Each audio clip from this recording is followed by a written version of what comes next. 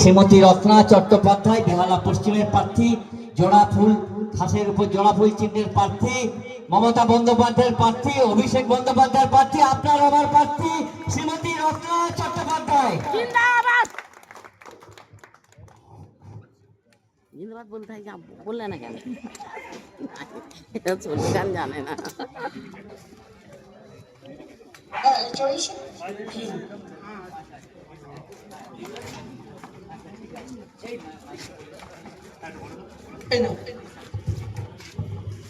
হ্যাঁ, এখন আমাদের রোজদের সুন্দরকে সাথী আমাদের মাননীয় কাউন্সিলর শ্রীমতী সঞ্চিতা মিত্রকে সংগঠিত করছে। এই 20 নম্বরের আমাদের শুভানুধ্যায়ীরা, রঞ্জিত সামনে আছে, বাকি সব ভাইরা আছে। নমস্কার। অনেক রাত হয়ে গেছে। অ্যাকচুয়ালি যেহেতু আমি প্রার্থী, বুঝতেই পারছেন আমাকে একটা জায়গায় রোড শো করতে হয়েছে, একটা জায়গায় কর্মী সভা করতে হয়েছে, তাও আমি দৌড়ে দৌড়ে এসেছি আপনাদের সঙ্গে দেখা করতে এবং কিছু বলার জন্য। আপনারা 132 নম্বর ওয়ার্ডের যারা এখানে দাঁড়িয়ে আছেন তাদের সকলকে আমি শুভেচ্ছা, অভিনন্দন এবং ভালোবাসা জানাই। আপনাদের মনে করিয়ে দিই যে আসছে 29 তারিখ আমাদের বিধানসভার ভোট এবং এই ভোটে মমতা বন্দ্যোপাধ্যায় আমাকে আপনাদের কাছে পাঠিয়েছে আশীর্বাদ দিয়ে। আমি আগে বেহালা পূর্বের এমএলএ ছিলাম, 5 বছর ওখানে কাজ করেছি। পশ্চিমে পাঠিয়েছে, আমার মনে হয় যেহেতু আমি পশ্চিমে থাকি আপনাদের সঙ্গে বেশি কাছাকাছি থাকতে পারবো। বেহালা পূর্বটা আমার থেকে একটু দূরই হয়, আর বেহালা পূর্বে এবার যাকে দিয়েছে তিনি বেহালা পূর্বেই থাকেন। তো দিদি এই দুটো এইভাবেই হয়তো ভাগ করে আমাকে বেহালা পশ্চিমে দিয়েছে। সত্যি আমার ভালো হয়েছে, কারণ আমার 131 নম্বর ওয়ার্ডে বাড়ি, পাশেই 32, তার পাশেই 29, মানে আমাকে ডায়মন্ড হারবার টপকাতে হয় না। এটা আমার জন্য সুবিধা হয়েছে। 29 তারিখ আপনারা সকালবেলায় সকাল সকাল যাবেন, একদম সকালে চলে যাবেন। ভাববেন এই রান্না বান্না করবো, খাবো দাবো তারপরে যাবো, একদম না। কারণ এবছরের ভোটটা কিন্তু একদম অন্য রকমের ভোট। আপনারা দেখছেন, আপনারা তো এখন মোবাইলে রিল দেখেন, সবকিছু দেখেন, দেখেছেন তো কত বুলেট প্রুফ গাড়ি এসছে কলকাতায়। প্রায় 5 থেকে 10,000 বুলেট প্রুফ গাড়ি শুধু কলকাতাতে প্রচুর, প্রায় 5 লক্ষ সিআরপিএফ সারা বাংলার ভোটে দিয়েছে। আচ্ছা, আমরা কি যে বাংলার ভোট করার জন্য আজকে 5খানা রাজ্যে ভোট হচ্ছে? একটা তামিলনাড়ু, একটা পুদুচেরি, মানে যেটাকে আমরা পন্ডিচেরি বলি, একটা পন্ডিচেরি, একটা তামিলনাড়ু, একটা কেরালা, একটা আসাম, একটা বেঙ্গল। কোনো জায়গার কোনো ভোটে কোনো খবর নেই, কোথাও এসআইআর হয়নি, কোথাও এত পুলিশ নেই, কোথাও সাজোয়া গাড়ি নেই। আমাদের মনে হচ্ছে আমরা বাঙালিরা সত্যি জঙ্গি জঙ্গি হব। আমাদেরকে আটকাতে এত সাজোয়া গাড়ি, এত পুলিশ, এত আর্মি। এই আর্মিগুলোই কোথায় ছিল বলুন তো? যেদিন পেহেলগাঁওয়ে 27 জন নিরীহ পর্যটককে তাদের বউ এবং বাচ্চার সামনে উলঙ্গ করে গুলি করে মেরেছিল, সেই 5 লক্ষ আর্মি কোথায় ছিল? একজনও তো আর্মি সেদিন ছিল না। ঘটনা ঘটার 1 ঘন্টা বাদে আর্মি ওখানে পৌঁছেছিল।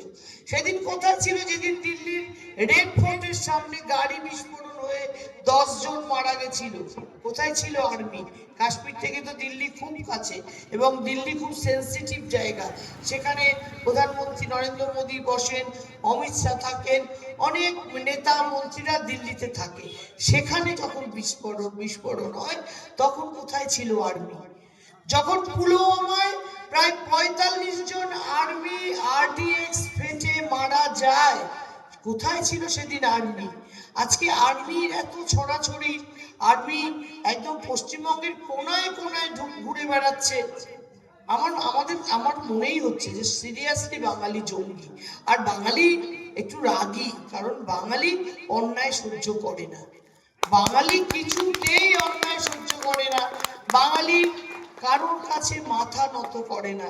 আপনারা বাঙালিকে দেখেছেন, নেতাজি সুভাষচন্দ্র বসু কারোর কাছে মাথা নত করবে না বলে ব্রিটিশরা ওনাকে ঘরে আটকে রেখেছিল।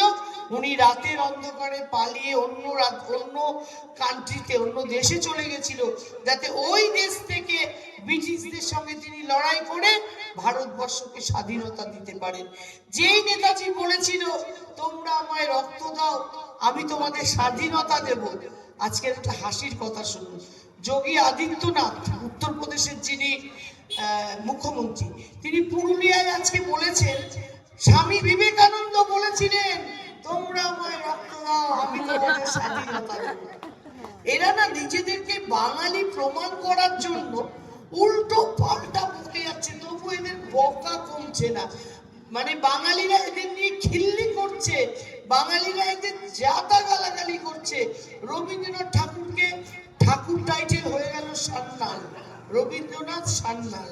বঙ্কিমচন্দ্র চট্টোপাধ্যায়, চট্টোপাধ্যায় উচ্চারণ করতে পারে না বলে বঙ্কিম দা, মানে মনে হচ্ছে রোজ এসে এখানে কোথাও আড্ডা টাড্ডা মারি বঙ্কিম দা, আমরা তাদের সঙ্গে আড্ডা মারি বঙ্কিম দা। বলে রামমোহন রায় নাকি ব্রিটিশদের দালাল ছিল। এই রামমোহন রায় না থাকলে আজও আপনি, আমি, আমরা সবাই, আমাদের স্বামী যখন মারা যেত আমাদেরও কিন্তু ওই জ্বলন্ত চিতায় পুড়ে মরতে হতো। সতীদাহ প্রথা লোপ করেছিল। এই রামমোহনকে বলে ব্রিটিশদের দালাল। আরে তোদের থেকে বড় ব্রিটিশদের দালাল কেউ আছে নাকি? এই আরএসএস যারা বিজেপি কে পেছন থেকে ধর্মের সুরসুরি দিয়ে রাজনীতি করায়, এই আরএসএস ব্রিটিশদের দালাল ছিল, তাদের বুট চাটতো। ভারতবর্ষের স্বাধীনতায় এই আরএসএস দের কোনো ভূমিকা ছিল না, কোনো ভূমিকা ছিল না। ওদের সাভারকার বলে একজন ছিল আরএসএস, খুব বদমাশ লোক ছিল, তার নেতৃত্বে আরএসএস করত। এবং তারা এত অন্যায় করেছিল যে তখন তাদেরকে ওই যখন বল্লভভাই প্যাটেল ছিলেন তিনি জেলে পড়েছিলেন, পররাষ্ট্রমন্ত্রী ছিলেন বা এরকম কিছু ছিলেন, জেলে পড়েছিল। এবং তখন বল্লভভাই প্যাটেলের হাত পা ধরে বলছে আমাদের ছেড়ে দিন, আমরা ভুল করেছি। তখন বল্লভভাই প্যাটেল বলেছিল তোমরা মুচলেকা দাও যে ভারতীয় রাজনীতিতে তোমরা কোনোদিনও নির্বাচনে দাঁড়াবে না, তবেই ছাড়বে।